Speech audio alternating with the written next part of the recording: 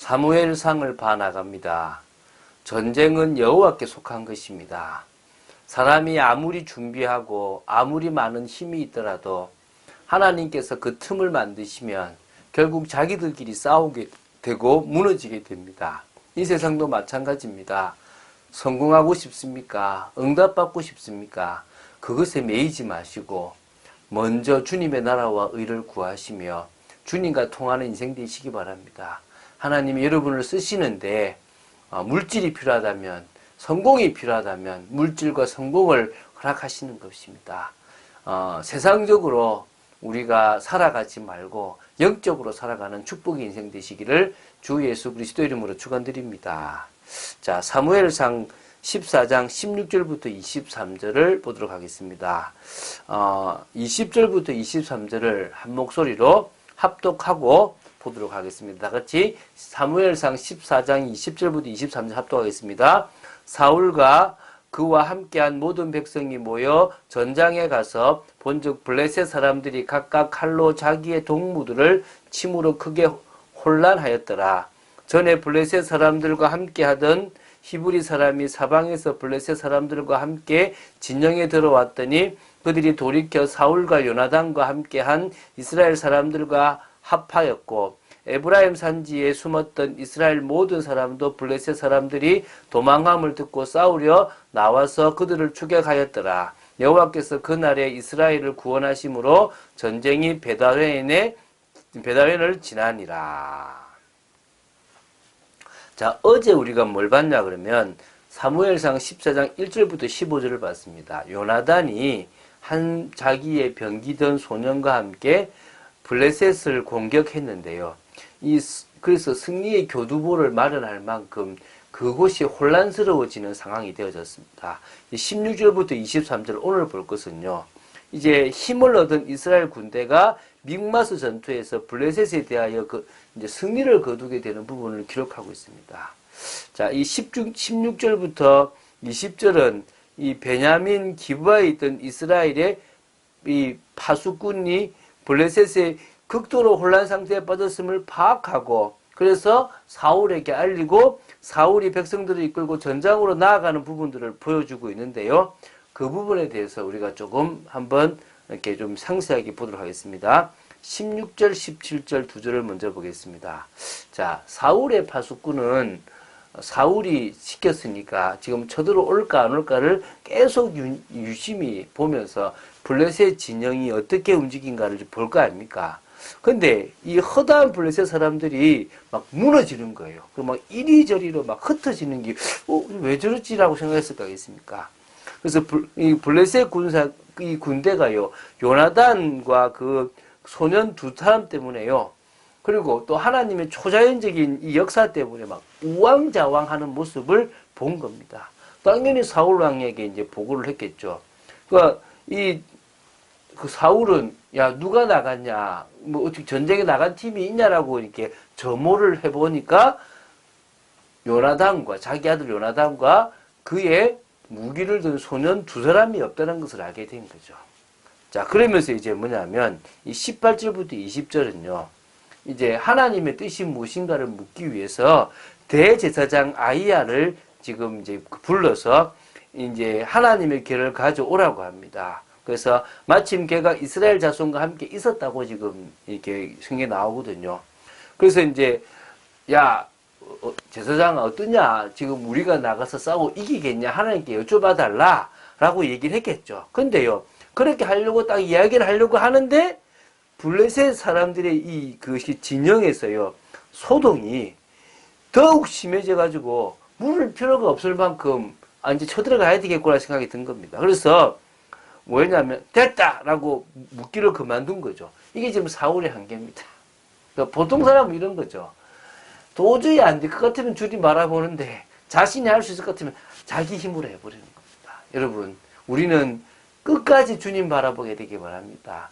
아이성같이 작은 것도 하나님께 묻고 싸우는 게 맞습니다. 우리가 할 수 있다고 생각되는 것도 우리 힘으로 하지 말고 주님이 하시도록 맡길 수 있어야 될 줄로 믿습니다. 자, 그래서요, 사울이 백성들을 이제 다 데리고 전장으로 전쟁터로 간 거죠.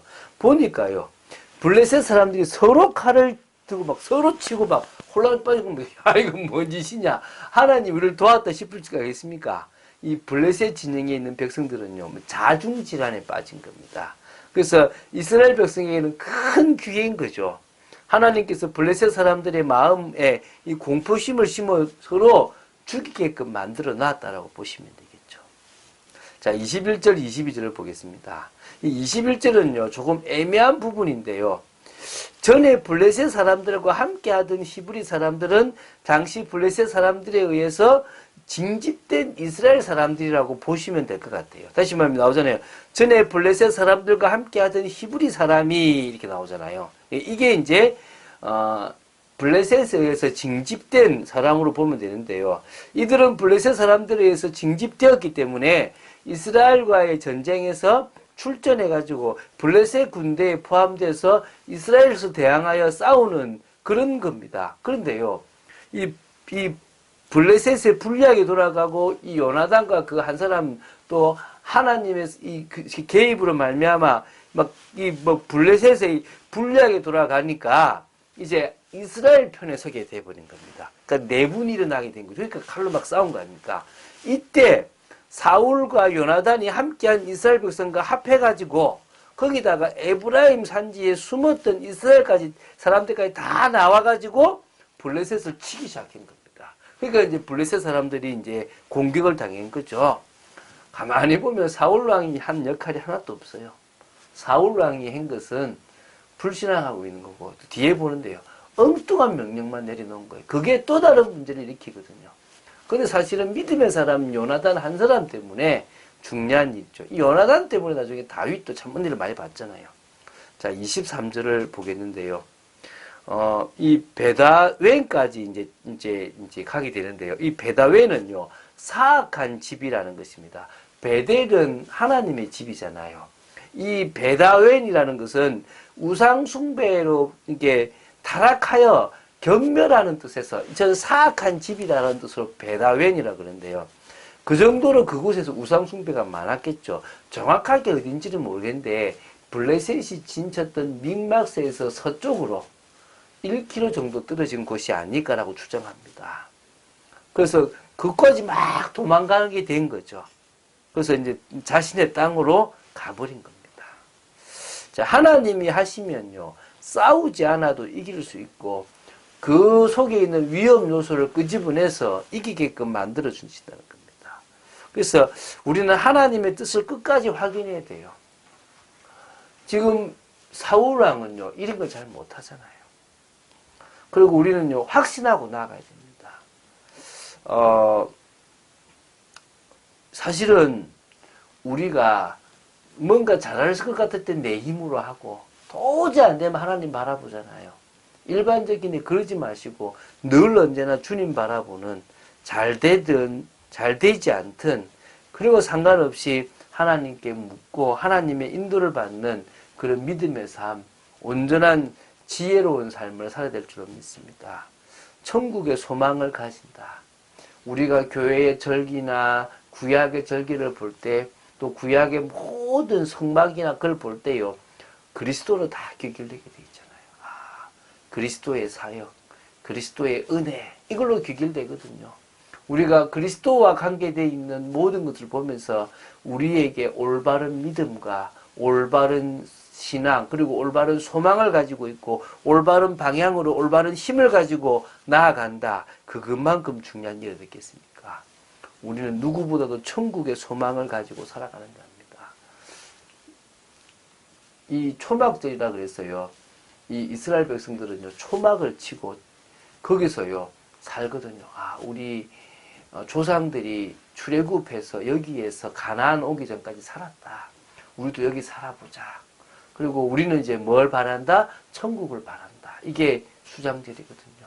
그 수장절과 같은 개념으로 지금 추수감사절을 지킵니다. 물론 그게 열매 맺는 것으로 더 많이 치우쳤는데요. 우리는 다시 그것을 조금 더 주님께로 옮겨서 천국에 대한 소망, 우리가 정말 곳간안에 우리의 양식을 드리듯 이제 우리가 영원히 거할 그곳에서 주님과 함께 왕노릇할 것을 기대한다면요, 우리는 정말 소망 있는 인생, 믿음의 인생을 살아갈 줄로 믿습니다.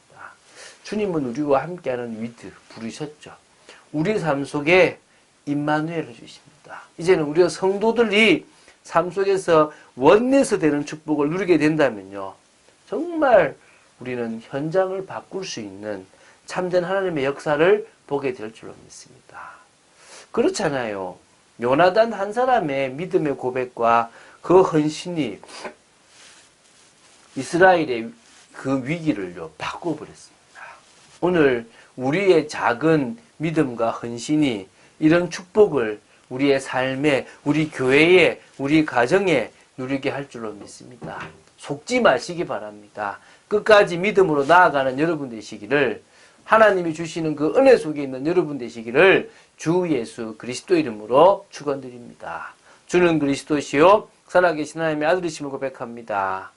참 열악한 환경, 무기도 제대로 없는 가운데서 이스라엘은 블레셋과의 싸움에서 이겼습니다. 하나님이 하시는 역사를 믿고 나아갔던 요나단 한 사람 때문에 하나님은 당신의 그 역사를 이루셨는 줄로 믿습니다. 저희들이 있는 곳에 저희들의 믿음 때문에 역사를 일으켜 주시옵시고 현장을 변화시켜 주시옵소서. 하나님이 현장을 살릴 만큼의 비밀을 누리게 하실 줄로 믿습니다. 올인하는 축복이 있게 하여 주시옵소서. 현장을 바꾸는 축복 누리게 하여 주시옵소서. 주 예수 그리스도 이름으로 기도드립니다. 아멘.